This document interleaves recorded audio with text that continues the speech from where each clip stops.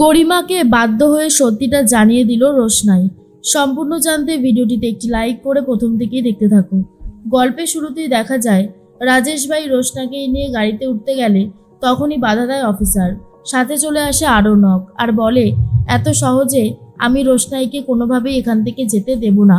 রাজেশ ভাই একজন ঠক জোচ্চোর, রাজেশ ভাইয়ের কাছে কোনোভাবেই রোশনাইকে পাঠানো যাবে না। তখনই রোশনাই বলে, স্যারজি আপনি বাড়ি যান, ছোটু তুমি ওনাকে বাড়িতে নিয়ে যাও, আমি এই দিকটা সামলে নিতে পারবো। ছোটু তখন বলে, কি বলছো রোশনাই, আমি এখন কি করে যাব তোমাকে না নিয়ে?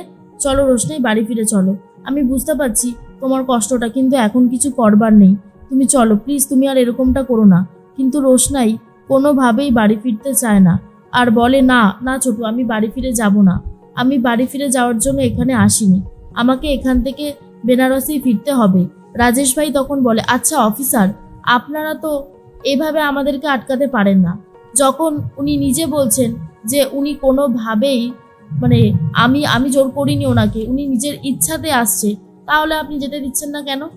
তখনই আরণ্যক বলে, কারণ আপনি একজন ঠক জোচ্চোর, আর আপনি কি বিয়ে করবেন রোশনাইকে? রোশনাইয়ের তো বিয়ে হয়ে গেছে, রোশনাইয়ের মাথার সিঁদুর সেই কথাটা বলে দিচ্ছে সবাইকে। অফিসার আপনি রোশনাইকে যেতে দেবেন না।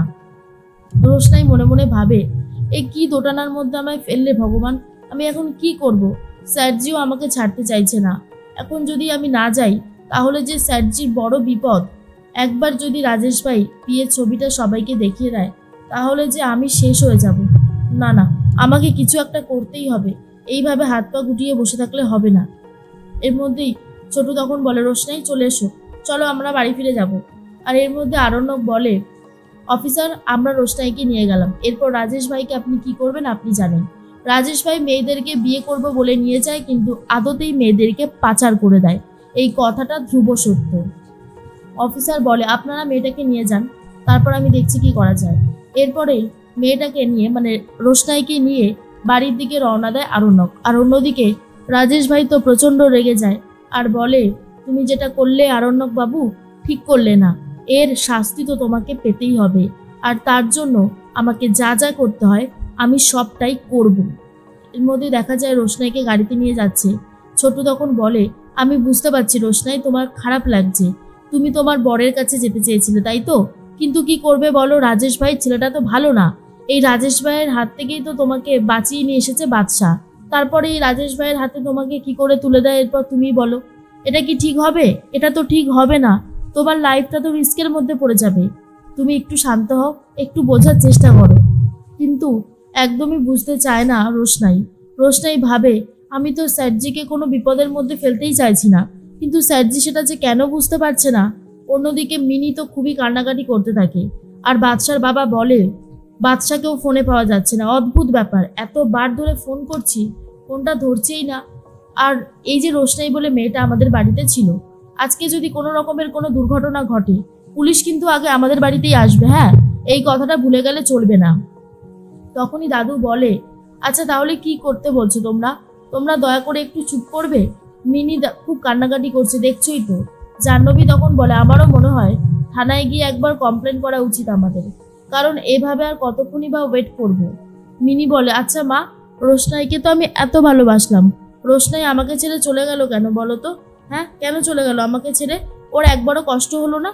তখনই বড় মা বলে, দেখো রোশনাই কোথায় গেছে আমরা তো জানি না, আগে বাদশা ফিরে আসুক তারপরে না হয় একটা ব্যবস্থা হবে। তখনই বাদশার বাবা বলে, কি ব্যবস্থা হবে? না না, কি ব্যবস্থা হবে বলো তো বড় বৌদি, আমার আর ভালো লাগছে না, এই মেয়েটা গেছে বাঁচা গেছে। বাদশার মা তখন বলে, ঠিক বলেছ, বরং যদি জানতে পারি যে রোশনাই সত্যি সত্যি বেনারস ফিরে গেছে তাহলে বাড়ির সবাই মিলে গঙ্গায় গিয়ে ডুব দিয়ে আসবো। এর মধ্যেই বাদশা বাড়িতে চলে এসেছে, আর তখন গাড়িটা থামিয়ে দিয়ে কথা বলতে থাকে রোশনাই আর বলে, আমি কোনোভাবেই যাব না, আমার পক্ষে যাওয়া সম্ভব না, অনেক তো হলো, এবার আমি এখান থেকে যেতে চাই, প্লিজ আমাকে যেতে দেবে। আর তখনই ছোট্টু বলে, না না রোশনাই, তুমি কোথাও যাবে না, তোমাকে আমরা এত ভালোবাসছি, তোমাকে এত যত্ন করছি, আর তুমি কিনা বলছো চলে যাবে, এটা কি করে হয় বলো তো রোশনাই? রোশনাই তখন বলে, ছোটু তুমি জানো না বলে এই সমস্ত ব্যাপারগুলো বলছো, তুমি যদি জানতে না তাহলে এগুলো বলতে না। আরণ্যক বলে, যাও চলে যাও চলে যাও, তুমি তোমার স্বপ্নগুলোকে পূরণ করতে দিতে চাও না তাই তো রোশনাই, তুমি ভয় পাচ্ছ, আসলেই তুমি একজন লুজার। তুমি ভয় পাচ্ছ এটা ভেবে যে তুমি পারবে না। আমি তো বলছি আমি তোমার সাথে আছি, আমি তোমার পাশে রয়েছি, তাও তুমি পারবে না কেন বলো তো? কিসের জন্য? এতটা রিস্ক নিয়ে তোমাকে নিয়ে এসেছি নিজের জীবনের পরোয়া না করে, তারপরেও তুমি সেই রাজেশ ভাইয়ের কাছেই যেতে চাইছো। আমার না আর কিচ্ছু বলার নেই।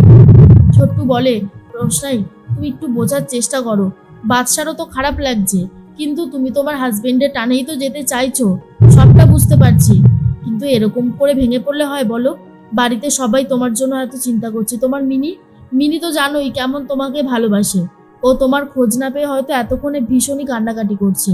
আর এরকমটা করো না, চলো আমরা বাড়ি ফিরে যাই। তখনই রোশনাই বলে, তোমরা আবার বাড়ি ফিরে গেলে তোমাদেরকে তো আর কেউ কিছু জিজ্ঞেস করবে না, যত জিজ্ঞেস করবে আমাকে। আমার কতটা খারাপ লাগবে ভাবো একবার, কতটা কষ্ট আমি পাবো, সেই কথাটা তোমরা একবারও ভেবে দেখেছো? কই সেইটা তো একবারও ভাবছো না, তারপরেও কেন বলছো এই কথাটা? এর মধ্যেই রোশনাই তখন এই কথাগুলো বলে আরণ্যক বলে, সেগুলো সামলে নেওয়ার দায়িত্ব আমাদের, আমি আর ছোট্টু সামলে নেব, তাহলে হবে তো? কি ছোট্টু, পারবো না আমরা?